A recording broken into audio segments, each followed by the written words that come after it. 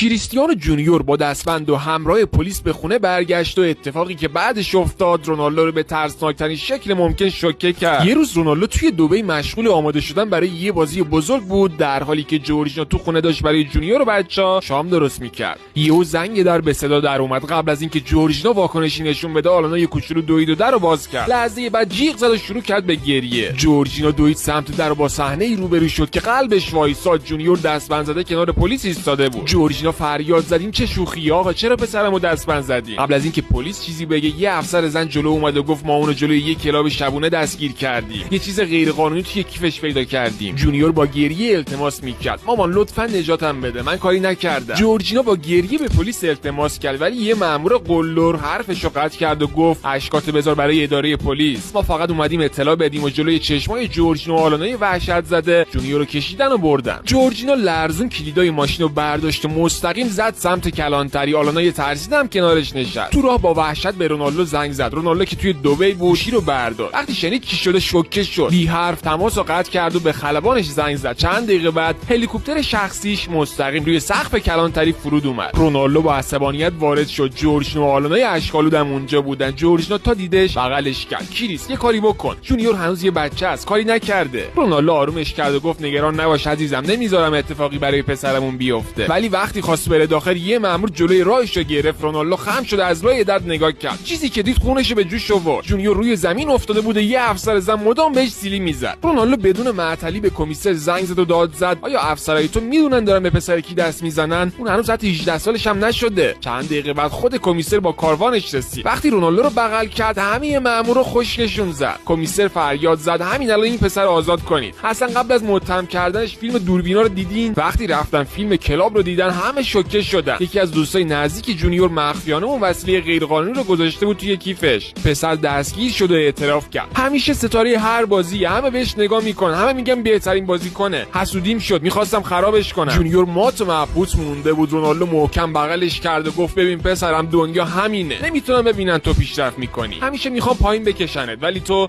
خون منی، برای ستاره شدن به دنیا اومدی. همون روز جونیور با خودش عهد بست که دیگه هیچ حواس پرتی نداشته باشه، فقط فوتبال، خانواده و سربلند کردن پدرش.